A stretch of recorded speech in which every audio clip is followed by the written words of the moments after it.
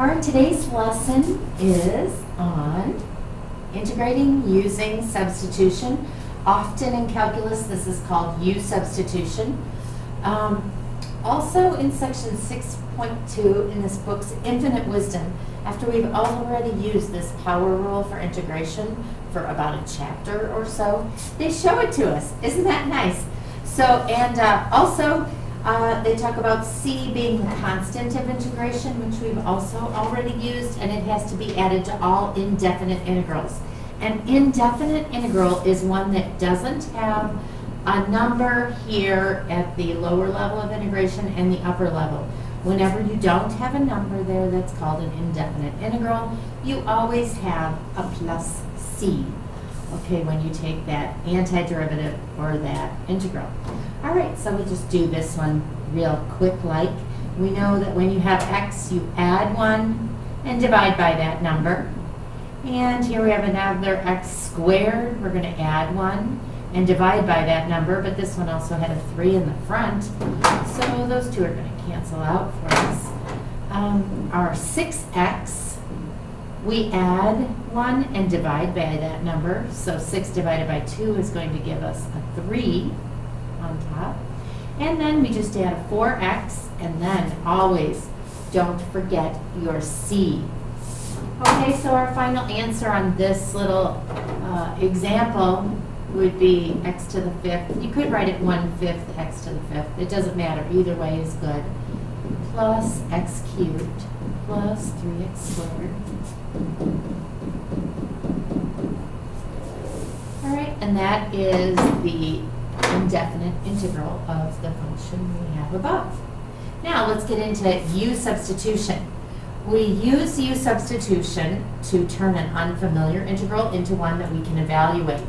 This is very similar to when we used U substitutions in derivatives and the chain rule, but now we're integrating. So, and what we're going to do is replace this entire integral, actually not the integral sign, but the stuff inside the integral with a new function with respect to U, and it's one that we'll be able to integrate. So whenever you have something to the 5th, that is, well, not whenever, but often that is your U value. So U equals x plus 2. And then if you take the du derivative of that with respect to x, you get x plus, you just get 1. 1, and we write that dx. This could also be done, just to show you where this little expression came from. We could take du dx equals 1, and then if we multiply both sides by dx, we get this. And this is more commonly what we use to replace the du. And you'll see how this works in just a minute. Instead of x plus 2 in this equation, we're going to substitute it with the u. So we have the antiderivative of u to the 5th, because we made this the u. And then 1 times dx is the same as du. So now we have a new integral, and this is an indefinite integral, so we can take the antiderivative of this by taking u to the 6th divided by 6 plus c. All right, and our last step is to re-substitute the u. So we know that u is x plus 2, so our answer is going to be x plus 2 to the 6th. Now you might say, oh, I could do this by myself without having to do all this u stuff. But things get more complicated as we go along. This was a very simple example, and you'll see it gets more fun, of course. All right, we have, I think, 5 more examples like this, and then a couple of definite integral examples. All right, so let's take this one, and let's make u the 4x minus 1. So u equals 4x minus 1. And du, in this case, is going to be 4 times dx. All right, you'll kind of get used to writing it this way. If you want to do that other step in between, you can, just to make sure you're getting the right thing. So now we need to replace, we're going to replace this u, so we have square root of u, which is actually the same thing as u to the 1/2, correct? All right, now we need to replace this dx. So we're going to get dx by itself over here. We do that by dividing by 4. Divide both sides by 4, and we get dx equals du over 4. So we're going to replace this dx with du over 4. Okay, and now we're ready to take the antiderivative. This is like 1/4 times du, so I'm going to write my 1/4 out here. We have u where we add 1 up here, so we get 3/2. We're going to divide by 3/2 plus c. Okay, so now if we multiply all this out, just so you don't get messed up with your little fractions, 1/4 times 2/3 u to the 3/2 plus c, and we end up with 2 over 12, or 1/6. And that is our answer for this problem. And actually, to be perfectly correct, that's kind of a good answer, but not great. So what we should do is replace our u, because we should have a derivative in the form of x, if that's what we started with. 4x minus 1 to the 3x. So we're just replacing our u value with 4x minus 1. Okay, so that's really our great answer right there. Okay, next problem. Again, we're going to take u, and you have to decide. The hard part about this whole process is deciding what u is. But once you make a u, you should be able to take the antiderivative of whatever's left. So let's make u equal to 7x plus 5, and therefore du is going to equal 7 dx. In this case, our dx is going to be du divided by 7, because we're going to divide both sides by 7. So we're going to replace 7x plus 5 with u, and dx with du over 7. So let's rewrite our integral. We have cosine of u times 1/7 du. Okay, so now that's something we can take the antiderivative of. We have 1/7. The antiderivative of cosine is a positive sine plus c. And then our last step is just to replace the u. 1/7 sine of 7x plus 5 plus c. And that's our final answer. Good to go. The next example, we might want to change to something we can actually take the antiderivative. 1 over cosine squared. And you can do this a couple ways. The easiest way is to make this into secant squared 2x dx. 1 over cosine is the same as secant. So, and don't forget that you can also write this as secant squared, secant 2x.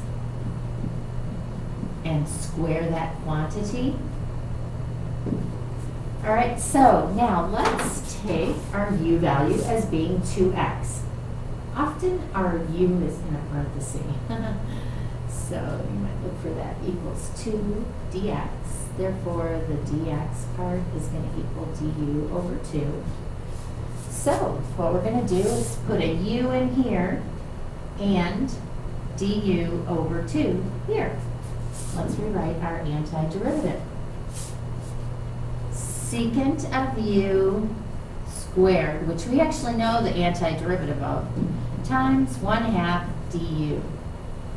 All right, let's take the antiderivative of that. 1/2 secant squared is tangent of u plus c. And to get our final really good answer, remember to replace u. What was it, 2x?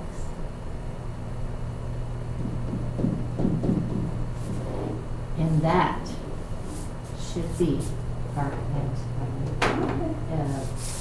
Okay, next. This one is a little bit tricky. Again, I'm going to rewrite this before we take the derivative.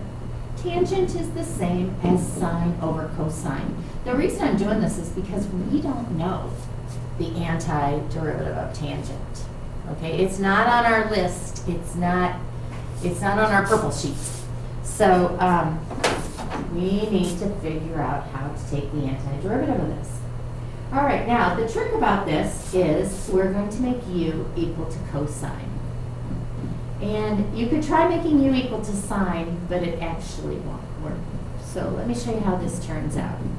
The derivative of cosine is negative sine dx. Therefore, we're going to solve for dx again.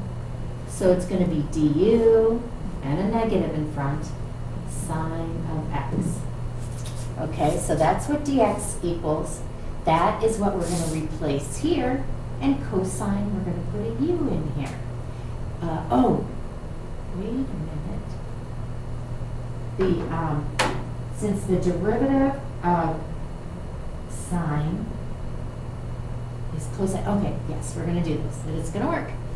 Just watch. You just watch. Have to be careful on these. All right, so we're going to keep sine of x here because we're not replacing that. Cosine is u. Dx is negative du sine of x. All right, so we replaced this.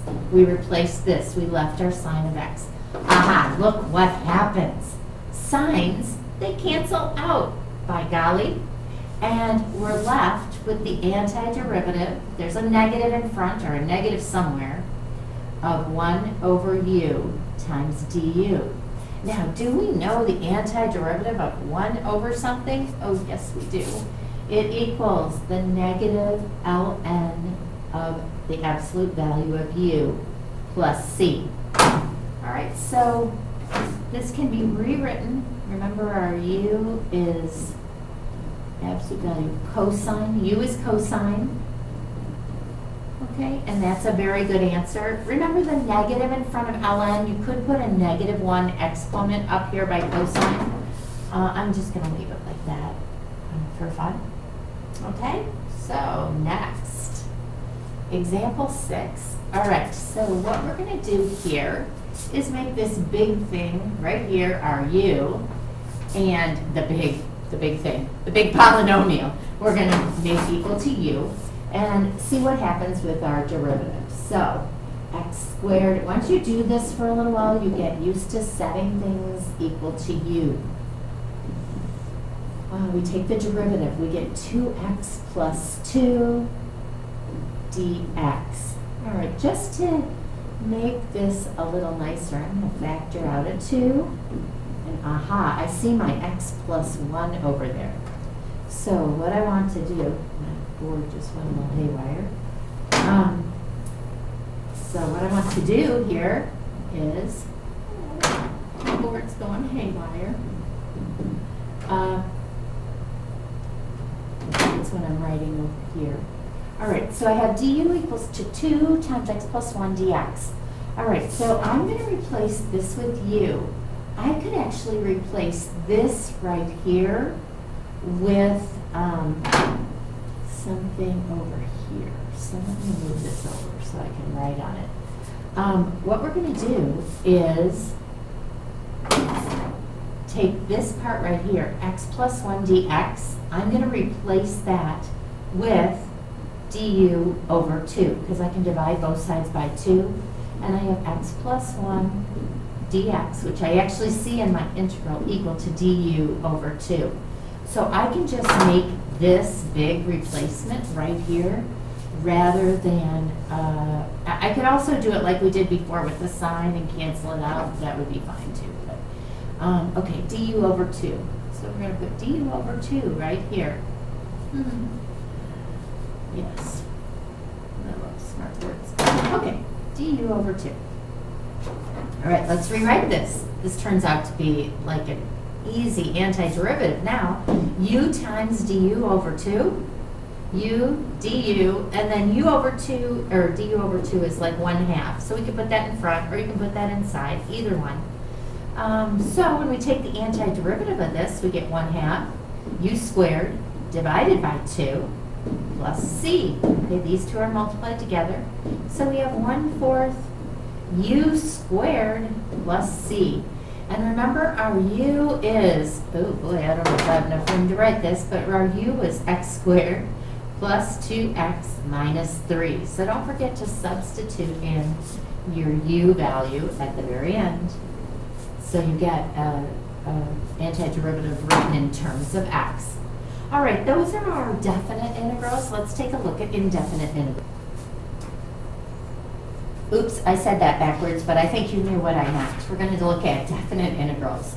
All right, so this is a value going from x equals 0 to x equals pi over 4. That is what that means.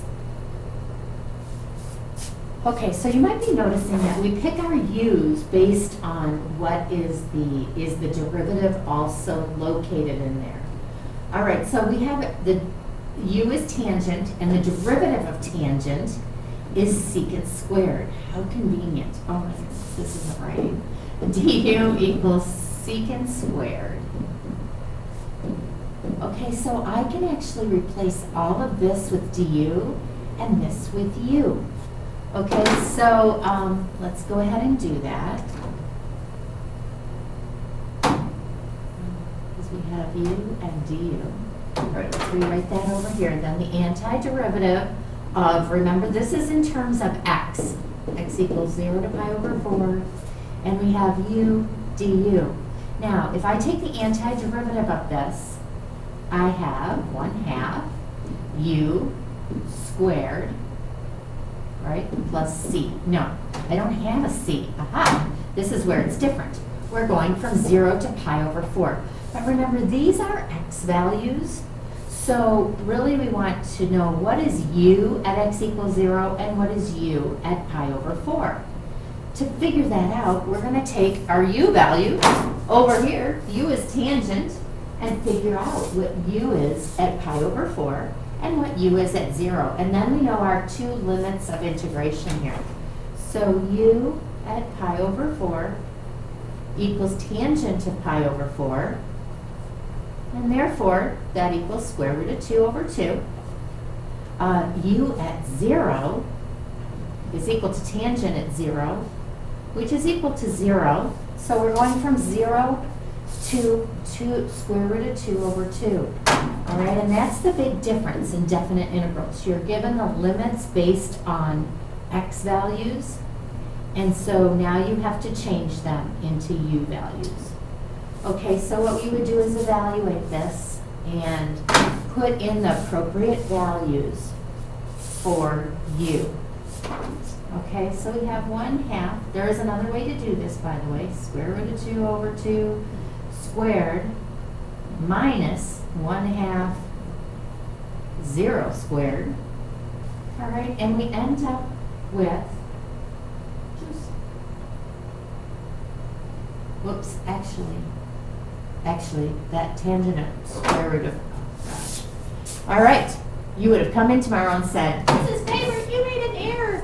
Tangent at pi over 4 is 1. I knew this should be a lot easier than I was making it. Okay, so our upper limit is actually 1. Huh. I'm taking sine and cosine of pi over 4, aren't I? All right, so this becomes even easier. I don't have to square roots and all that stuff. My final answer should be 1/2. And when you have a definite integral, you always have a number answer. All right, so the big difference is you have these limits given to you as x values. You have to change them into u values. Okay, there is another way to do these, which I'll show you on the next problem. Example number 8. All right, here, u is equal to 4 plus r squared. I think that'll work. And let's continue on. Du equals, the derivative of 4 is 0. R is 2r dr. Okay, so in this antiderivative, -1 to 1, and remember, I often write these are equal to x, but actually they're equal to r this time, because r is our variable. Okay, so this is going to be 5. I'm going to replace r dr right here with du over 2. If if I divide both of these by 2, our 2's cancel out, and we have du over 2 equals r dr. So I can take r dr and replace it with du over 2, and then I'm going to take 4 plus r squared and replace that with u. Okay, so this is going to be the same as 5 times u to the negative 2, because this was u squared.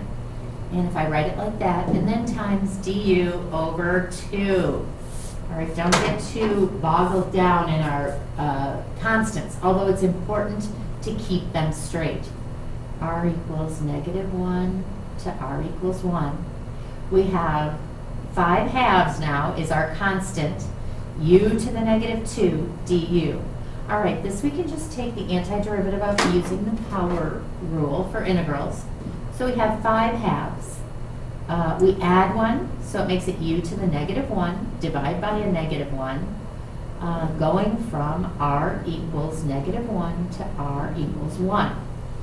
All right, if I want to, now this is a different way of doing this. If I want to, I can take my u value, which was 4 plus r squared, and plug it back in. 5 halves, and this will be a negative 5 halves to take care of that negative. And we have 1 over u. U to the negative 1 is 1 over u. That's 4 plus r squared. Okay, we're going from negative 1 to 1.